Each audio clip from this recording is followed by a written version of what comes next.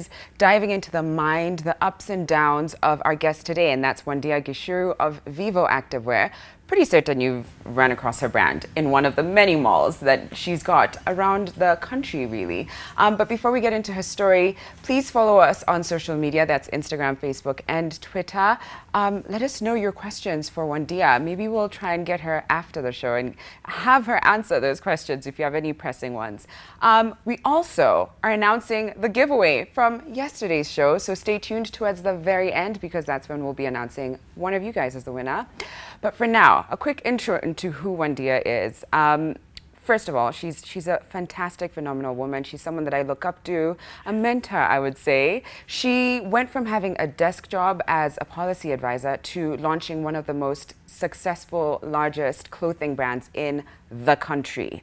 Trust me, you want to sit tight and take notes. Wandia, welcome. Thank you. I've been so excited about this show ever since you agreed to come on, just so that I can really dive into how you got to where you are today. So maybe we could start with the very beginning. Okay. What did you study in school? Well, before I even answer that, can I just say how happy I am to be here and to see you do the show? And, well, maybe we'll get to our history in a bit. But Thanks, yeah. Wandia. No, we'll get into that. We'll get there, we'll get there. But yeah, just really, really exciting to see all this happen. Yeah. So school. My undergrad was in economics. Okay.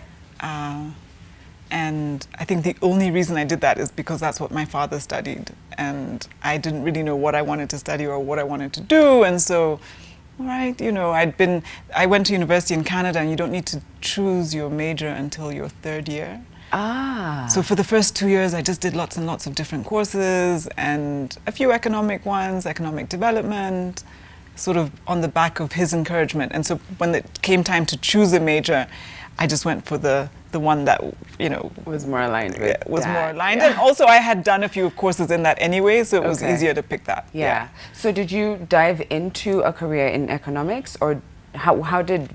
No. Yeah, but where did you go from there? Yeah. Not at all. Okay. I mean, after that, I stayed in Canada for another 3 years. I worked in advertising. Yeah. But in the admin back end of the company. Okay. And then moved back to Kenya and went into project management, project coordination. Okay. So my, first sort of serious job here was with Kenya Wildlife Service back in the 90s. Wow. Yeah. Okay. Might give away your age. That's fine. But look at how gorgeous she looks. That's fine. Look at how gorgeous you look. But I now want to know, what kind of student were you? And be honest. So, at university or high school? Or well, when? Let's do high school. High school. I was a bit of a rebel. Okay. Yeah. Rebel in high school. Rebel in high understand. school. And so uni?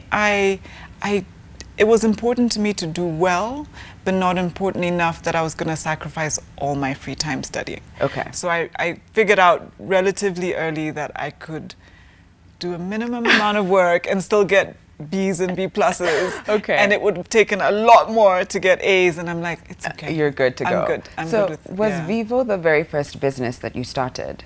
Yeah, in any serious way. I mean, I'd sort of done a little bit of, buying stuff here and taking it to Canada to sell and things like that. Okay. But I mean, never as something that I, invested a lot of time and energy into and had a plan. Yeah. And, And how did you know that it was the right move and the right time for you to start? I didn't. Okay. I really didn't. I just knew that I didn't want to be employed anymore. I wanted to start a business. I think age and the phase of life that you're in. So I was in my early to mid 40s. The job that I'd had moved me around the world a lot. So every 2, 3, 4 years, I had to pack up and move again. Wow. I, at that point, had quite young kids. I just didn't want that transitory life for them. I wanted them to sort of grow up in one place, to be able to say when they're 30 that I still have best friends from primary school. Okay. And I missed home. Right. I really did. So I wanted to be back in Kenya. And I wanted freedom, flexibility that comes with doing your own thing. Yeah. Freedom, flexibility. That's not often what you hear when it comes to entrepreneurship. Usually it's stress, loss of hair and And sleep. that doesn't high contradict blood freedom and flexibility. So freedom in the sense that you are, making the decisions yourself. You're accountable to yourself for the time that you spend and when you spend it. So, when I was employed, I was expected to be at the office at a certain time. Deadlines were set by other people. I had to meet them. Yeah. Do I work as hard? Absolutely. Probably but I even harder, manage I'd it imagine. according to my lifestyle, my choice. Right. Yeah. So in 2011, you start Vivo. Yes. You had no background in fashion. How did you jump into something that's so different from what you studied or were doing as your career? Yeah, well, first of all, I didn't start it alone. So a very good friend of mine, Anne-Marie Baruga, and myself started it. And when we first started, it wasn't going to be this broad fashion brand necessarily. It was much more, which is why the name, Vivo Activewear, it was much more focused on dance and fitness because that's what we were doing a lot of, and we thought there was a gap in the market. And initially it was going to be an online, shop, and I'd keep the stuff at home. We didn't really think we'd have to invest a lot of money in it. And quite quickly it started morphing into something else. To shift into now like regular clothing. Yeah. I'm pretty certain you're wearing Vivo, absolutely, aren't you? Yeah. Absolutely, yeah. Now I'd say 96, 97% of what we sell is just basic, Clothing. fashion, clothing. Yeah. How much did you need to start? Well, as soon as we realized that it wasn't just going to be online and we needed to have a physical store, which happened, within the first couple of months. One, because everyone wanted to try it on, whatever they were buying. And so I didn't want hundreds of people coming to my house all the time. So you were doing it from your house? I was doing it from home, Wow, okay.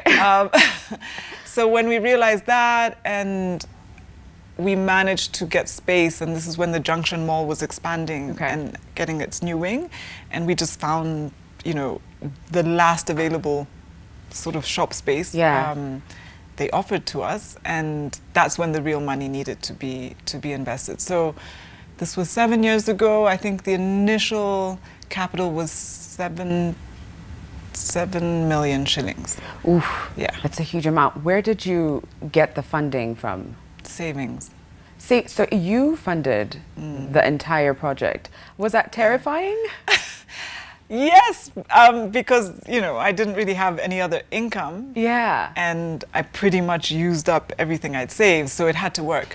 But I think it was a good thing too, and I say this to a lot of entrepreneurs, that you've got to invest more than you're willing to lose, or can afford to lose, because that's what's going to force you to really put your heart and soul into it and keep you up at night. Yeah. I think if it's just petty change for you, if 1 month's not that great, I've got other money, we had no one who was going to jump in and pay the rent or pay salaries if the business didn't make it. So pretty much from month one, the business needed to cover itself. And you needed to dive in head first and really be to wrap your arms around the entire baby. But so now with no background in fashion, I also want to know, how did you even know sizing, fabrics, and this world of fashion and clothing and creating articles of clothing? It's scary, and then there's people who will be so vocal if they're like, I don't like this and it itches. So how did you figure that out? Trial and error. I mean, it's just we all wear clothes, so as a buyer, as somebody who enjoys to a certain extent. I mean, I'm definitely not a fashion designer, and I'm not necessarily the most flamboyant dresser or anything, but I've always enjoyed shopping. I've always been I think I've had a good eye for what at least works for me and why it works for me. And I enjoy taking friends shopping. I mean, maybe I should have been a stylist, Maybe. I mean, but Powerhouse is good enough. Fashion so, what I found and what I'd like to share as well is that the market will respond. Okay. And so, you keep adjusting. If your ears to the ground and you're listening to how people respond to what you're offering them, and that's true in almost any business. And so what you don't want to do is be too fixated on one way, one product, if the market isn't telling you that that's right. Right. I mean, we're very much a market-driven brand, as opposed to you know, this is the Vivo style and that's what we're selling, whether you like it or not, choose to buy it or Yeah. not. You know, we're like, whoa, we just want to give you what you want to Yeah. wear, you know? Yeah. So keep telling us. We actually like the feedback, and we like the feedback that tells us what we can do differently, where we can do better. Okay. We love positive feedback as well, but I mean, you know, People can it's be where are you going blunt to and grow? cruel, No, yeah. and that's fine. I mean, we're not by any means getting it all right. You know, there's many areas for learning improvement. curves. Yeah. So at this point, were you still working from your house? So how were you bringing clothes in? Were you making them? So right at the beginning, we were importing everything. Okay. And yes, my house became the warehouse. Really? My living room. I Okay. mean, my kids were like, you know, where do we sit, Mama? Like, Yeah. And that lasted about a year. And then I found, you know, it just wasn't fair. My home was being overtaken. So we found a space where I could store stuff. But we only had the one shop. And so there wasn't, I mean, a lot of what we bought would be in the store. Yeah. And it was 2 years later when we started to design and manufacture our own stuff that we needed to get bigger space. Ah. Yeah. And what drove you to start manufacturing here? Necessity. I mean, we realized because we were listening to the market that our sizing, our offering wasn't catering to everybody. Okay. And it wasn't that unique either. There were other people who were bringing product from the same suppliers in Thailand and China and places. Okay. And so we wanted to be a little more unique. We wanted to offer a wider range of sizes and colors and styles. And when we started to speak to manufacturers outside of Kenya, they were like, great, as long as you're ordering 1,000 of each dress, you know what I mean? It was like, gosh, whoa. which means more money. Yeah. More money, but it's also who's going to buy it. You know, we were 1,000. catering to, Yeah. still to quite a small market. So, you know, you know what your problem is, and then you sit around brainstorming about options. And Yeah. the more we looked into it, the more we thought about it, was like, I think making here is the only solution for now. Right. You know, and maybe at some point when we grow big enough, we can do that. But now that we're doing it here, and I realize that it's perfectly feasible, I'm like, why would we ever take it elsewhere? I mean, at least not outside of the continent. Yeah. So now, how much of your products or your clothing is Kenyan made? 70%. Wow. Yeah. 70%. And that's growing every year. So Yeah. by next year, hopefully, we'll be 80, 90, and Wow. in 2-3 years' time, it will be 100. Full. I should qualify that. I'm very keen that it's made on the continent. Okay. Ideally, as much of it as possible in Kenya. But if we can find beautiful product in Rwanda or in Ethiopia, I don't see why. I'm very pro sort of trading across the continent as well. Right. So yeah, and we'd like to take Vivo out of Kenya too. So I think it's only fair that we start sourcing from the countries that we're going to sell in. Okay. Yeah. Now, I know usually people can have a rough time with tailors. You know, you can't find them, they're not picking up your calls, the stitching isn't right, you told them that you wanted the neck this way and suddenly Yeah. it's drooping on one side. How did you figure that out, or how did you solve that issue? And was it even an issue in your case? I mean, it's still sometimes an issue. So one of the things that we've had to invest in is training, quality control, processes that are throughout, the production line, and also at the end of the production line and before it goes to store. And you find that even though you might check a garment 5 or 6 times, a few mistakes might still slip through. Yeah. But we manage it. It's supervised. It's there are levels of checking as product is being made. So it's Okay. not. And we also don't. None of our product is made by one person. So the production line is divided into groups, and one item might go through 3 or 4 different tailors. And there's so they're quality checks. specializing Yeah. in one stitching. So all of this is stuff I had to learn, because if you had asked me before, what's a flat lock versus an interlock? It's like, huh? Yeah. But the hem, you need one machine to do this, you need another machine to do the seam, you need Right. another one to put the label on, and it goes on and on and on. And if you go to those really big factories, you'll find someone does nothing but make a buttonhole. you know, all day, every So day. it's very It's very, specialized. very specialized. So we're not quite there yet, but you know, You're getting there. we're getting there. We're getting there. Now, so you needed 7 million to start up, right? You have your first store. Now you're thinking of expanding. I mean, right now you have more than one. You have 12. I think you just opened your 12th. We're just about to. In Just about a about week. to. Yeah, okay. in about a week's time. So how did you then get funding? Was it self-funded? Did the business? So this initial 7 million took us through, I think, the first 3 stores. And then at that point, we raised another 3 million just through friends, family, my brother. Okay. And that basically got us to store 8. Okay. So we just used all the excess capital that the company generated and plowed it back in. So we didn't pay out dividends. We didn't borrow. We didn't. Wow, that's rare. Yeah. Wandia. So that was lucky. I mean, some people would look at that and say that's a bit dumb because you didn't leverage. And you know, if we had borrowed earlier, we might have grown faster. Right. But I'm always, you know, a little nervous about debt. And it worked out. We have to take a quick break. But when we come back, I get into Wandia's world, and by Wandia's world I actually mean Vivo. She took us on a tour of the space where everything takes place, all these, you know, production lines that she's talking about. Yeah, she led us through everything. So we have to take a break, but when we come back, that's what we're going to get into. We'll be back in a short while. Hey, fancy seeing you guys here. So I'm just working on patents. Kidding, not really working on patents. I know nothing about patents, but Wandia does, and we're at Wandia's head office, actually Vivo's head office. Right. So Wandia, where are we right now? So I'm here with the design team. We've got Gloria, Steve, and Wandia, who's with us for a couple of weeks. And what we're doing is we're looking at the sketches of designs that we hope to have in the store in the next month or 2. Okay. So this is where it all starts. So we come up with themes that we want to see through, you know, a couple of months. And that influences how, you know, what actual designs you come up with. And so the design team works really hard and comes up with like tons of different designs. And then we look at the individual ones and say, well, that looks nice. I'm not sure that I'd put those 2 colors. You know, what you see here is a range of the prints that we're working with right now. Okay. And so we will sit there with the different prints and say, well, which ones match? What could this be used for? The different fabric, depending on its weight and whatever, could work for different types of products. Yeah.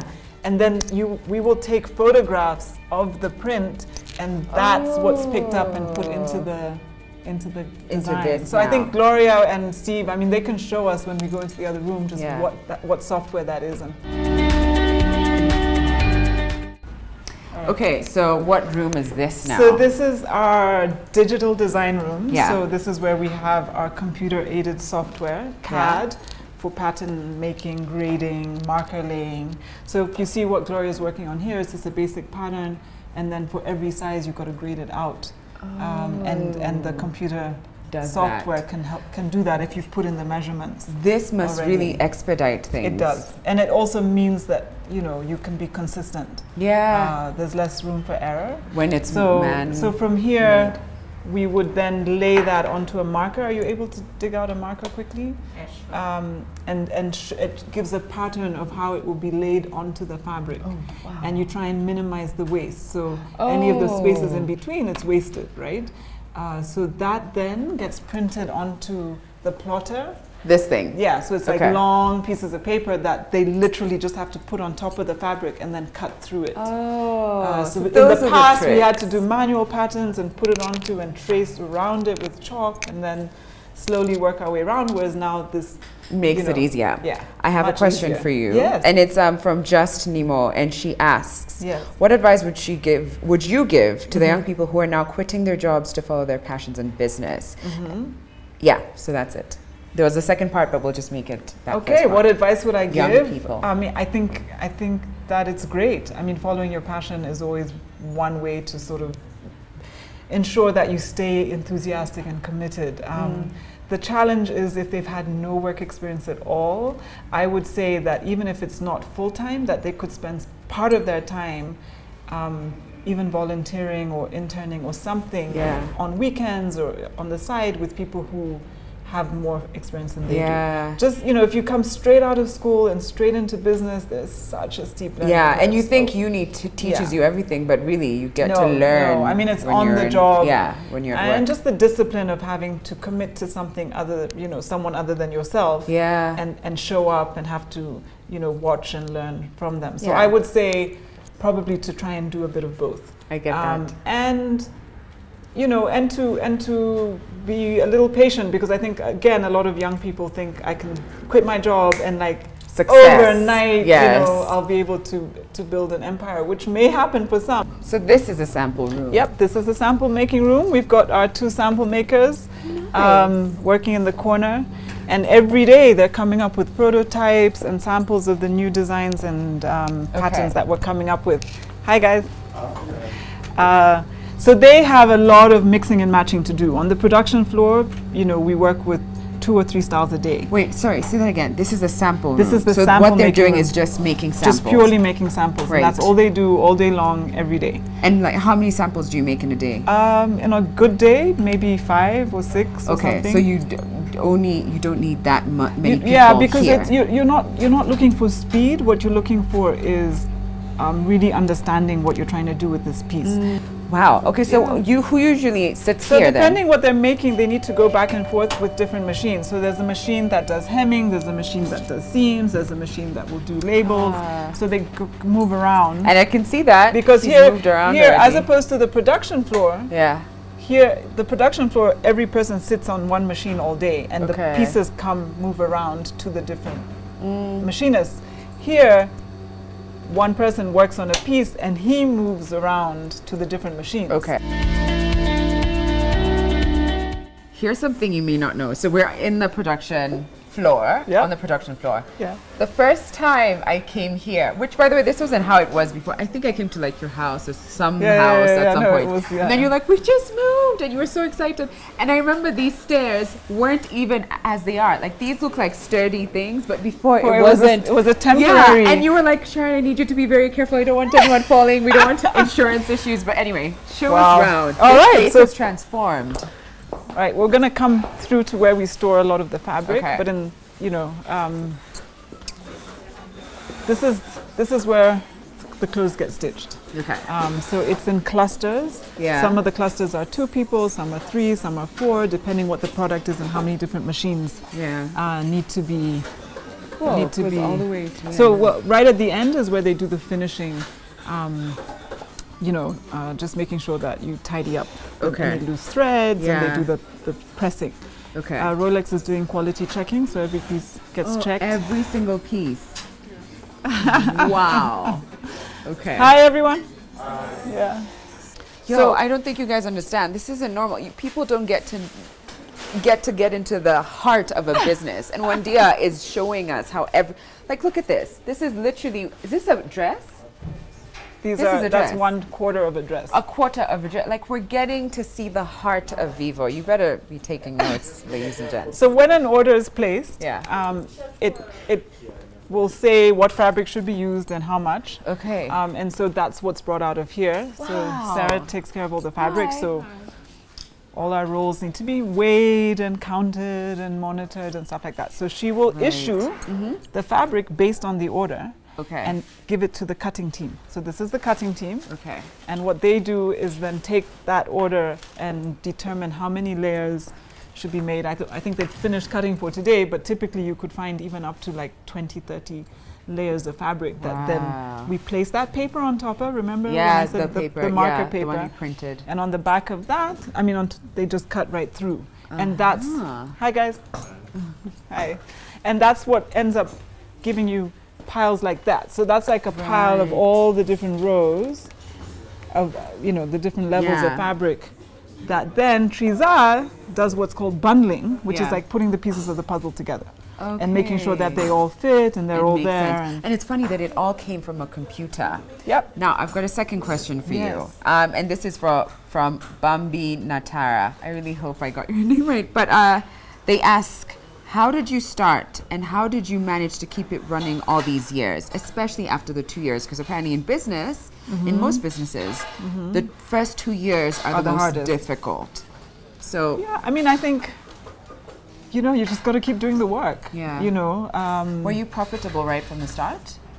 Yeah, not in terms of recouping our initial investment, but in terms of the operational costs and the day-to-day running. Yes. Wow.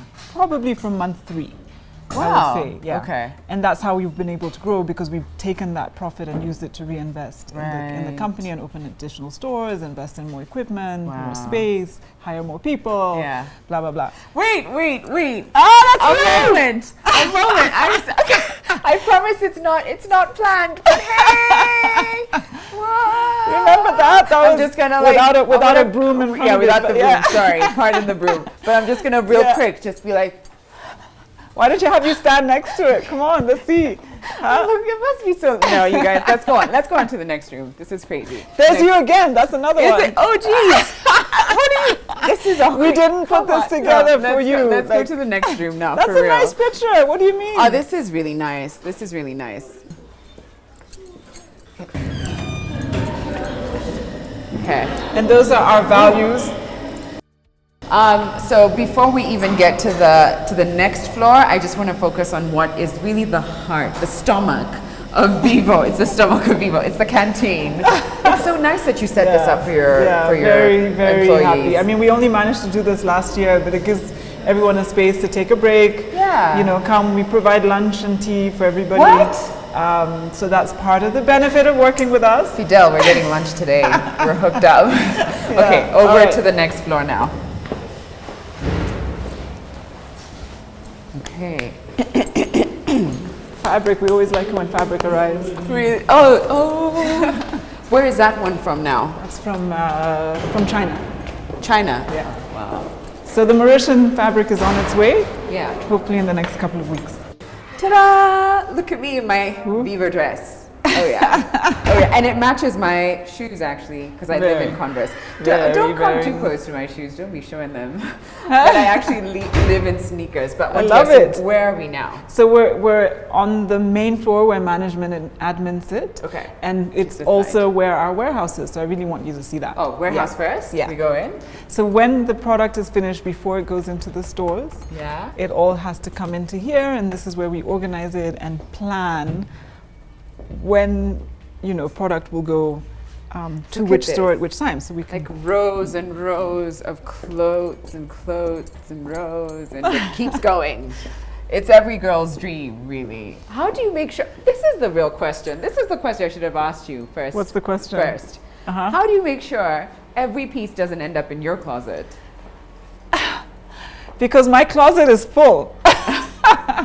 I don't have any space left, so that's what we should have done. We should have all just become designers and like launched our businesses. But okay, so this is where it stays before it goes out to stores. To store, and then you've got to plan it, because you've got to synchronize it with your marketing. When you're you know, this dress, we won't put this dress on social media until we're ready to take it to the stores, so that people, you know, can see it and buy it.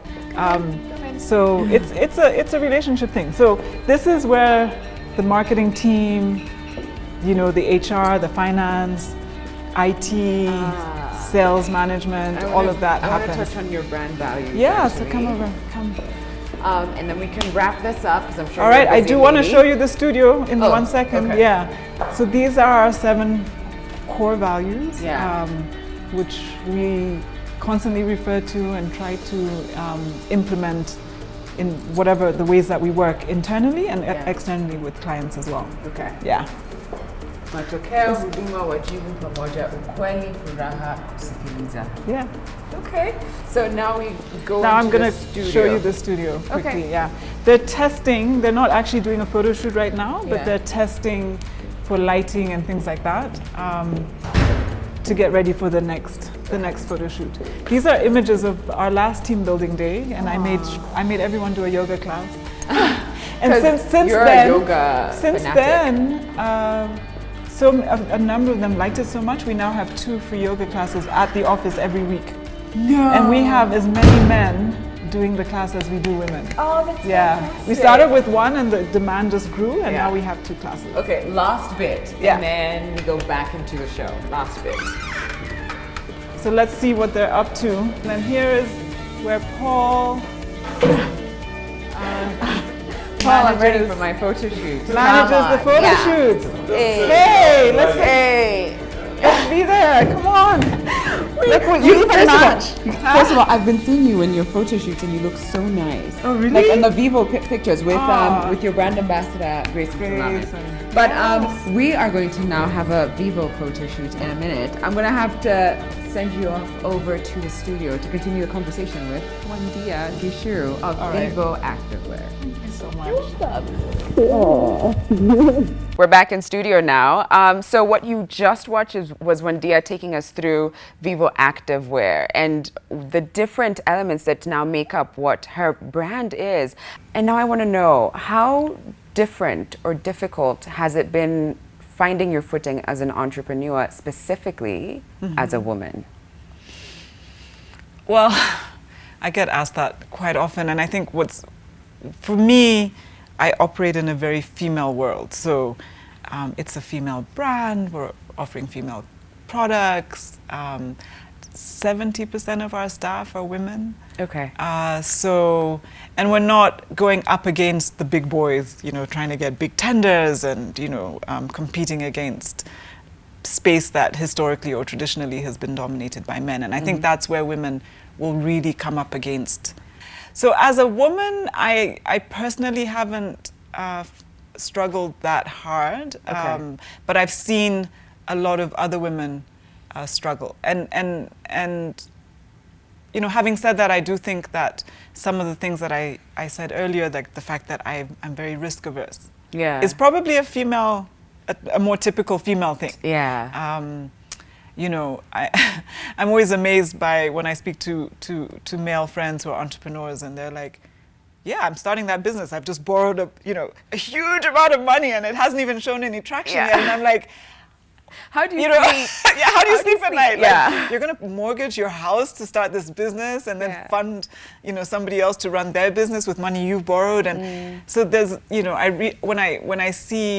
when I'm in those conversations, I realize just how differently men sometimes think about risk. And now, many years later, Vivo has over 100,000 followers on Instagram. You've blown up on social media. Everyone has a Vivo article in their wardrobe. But we have to take a quick break. When we come back, I want to find out about those moments where she may have thought about giving up. Maybe you didn't even have them, but we'll get to know in a short while. We'll be back in a moment. If you're just joining us, we have been chatting to Wandia Gichuru of Vivo Activewear, one of the largest clothing brands in Kenya.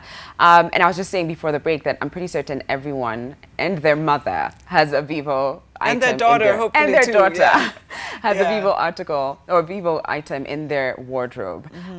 And before we go back into that, I just want to remind you that we are hosting a giveaway, and I will announce it towards the end of this show, which is this segment actually, and that we'd love to hear from you on social media too, and that's Instagram, Facebook, and Twitter. Now, actually, speaking of social media, Yes. have there been moments where you felt the need to separate Wandia from Vivo, or maybe even merge the two and come up, be more visible as the head of as the person behind the brand? So I think quite early on, I realized that it doesn't hurt to have a face behind a brand. Okay. And so I've never been shy to sort of be connected, and to have my name and Vivo's name very closely associated. Although I do think that Vivo is bigger and hopefully will be much bigger than me. Sometimes the pressure to fix things, or when I've had some unfortunate incidences where we've had fraud within our own staff, and that just has felt very sad and a bit lonely. There are times when we have deadlines, we've committed to open a store, and it's just nothing's ready, and you're spending even till now, you'll find me sort of sometimes there sweeping, get the store ready. No. Yes. Seriously? Yeah, no, I have no shyness around doing any job in the company. The only jobs I will not attempt to do are the ones that I have no qualification, like stitching. Yeah. Like I really don't know how to Yeah. do. I've never Leave that sat to the behind a machine, professionals. so I wouldn't do that. But Okay. if I have to come in and sort of tidy up or rearrange or, you know, help put the shops, the salespeople's rota together for the week. I mean, you know, I think it's important as an owner of a business that you should understand every bit of that business in as much detail as possible. Yeah, and to get hands-on. Yeah. And I think that even builds and also, a stronger rapport. And to appreciate just what's involved, so that every role, you recognize the importance of every single role in the company. Yeah. So even if it's serving tea, you come tomorrow, I will happily serve you tea. That's okay, well. Or coffee, or a glass of wine if it's after 6. Okay, I'll take that. I'll take that. Right. You'll see me at Vivo. Okay. On Friday evening. But now, in those moments where you felt like, you know, things weren't working, say for instance, even when you realized that there was fraud, how did you keep on going? You know, I think what keeps me going in the hardest of times is when I think back. A couple of things. One is when I think back to what the big picture of what we're trying to achieve, and recognizing there is no journey without moments of challenge and difficulty. And in fact, those are the things that will define you and make you stronger. And that's true in life as well as in business as well. And so, you know, we have big ambitious goals of taking a brand that was started on this soil and, you know, taking it to every corner of the world where people want it. So so that still is inspirational, and that still keeps me up. And then I also think about on a much more day-to-day real basis, just how many people rely on Vivo for their livelihoods, their income, their families, you know. And so it's not, when I've been employed and I think to myself, you know what, I'm done, I could just get up and leave tomorrow. It's my life that's going to be affected by that, and my children possibly. But when I think of, you know, something happening to Vivo tomorrow, that's 100 you know, plus people that would be affected. And people who work hard and have committed, and you know, so that's really a good why. That's a good why. That's a why. Now, so you're just about to open your 12th store. Yes. I think I saw it was Kiambu Mall. Is it? Yes. How do you know where to set up shop? You know, you assume to a certain extent that you know, a lot of the money and investment that goes into even building some of these extravagant malls, they've done some of their research. Yeah. And you know, I mean, a company like the size of Vivo cannot possibly do the level of market research that some of the bigger players do. Yeah. So we piggyback, you know, we watch where the Javas are going and the Opticas and, you know, the Carrefours or whatever. I mean, so that's one extent. We also look at the demographics around the catchment area and sort of see where, you know, are there people with the kind of spending power that we need?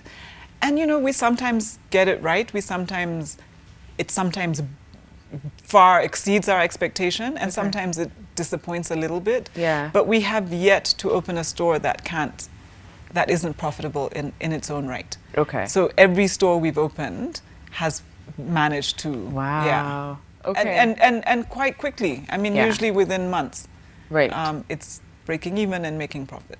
Wow. Yeah. That's incredible. It's back to the basics. It's what is the product, what is the price? That's what I was going to go to. I was going to say it's because a lot of your pieces, you almost don't feel like you're wearing an item because it's so comfortable. It sits sits on your skin. So I think you've really understood who your client is, who your customer is. I mean, we're trying. And we keep you know, keep looking at it. We keep asking the questions. Well, you know, we don't take for granted that.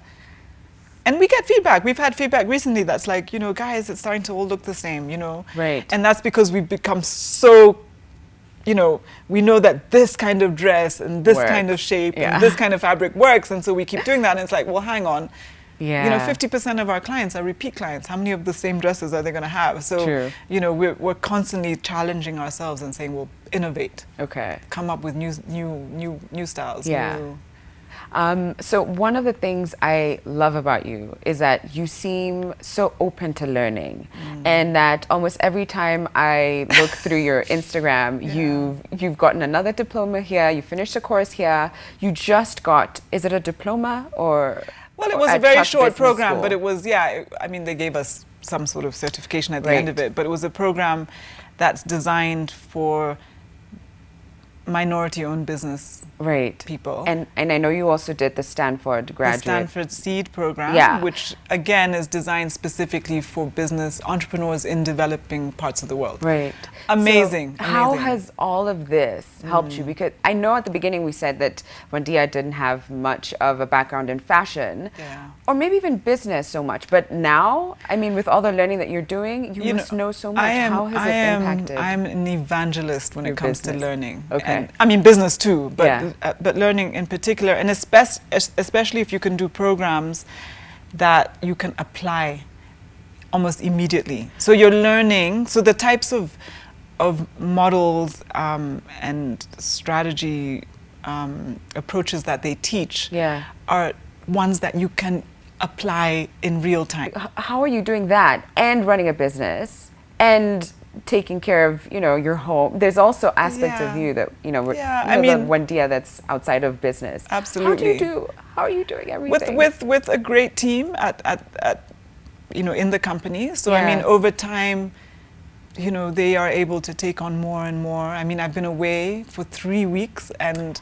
you know, I mean, I was in contact, but I mean, most decisions were being made on the ground without me. So I think it's really important as well that you empower the people that you're working with.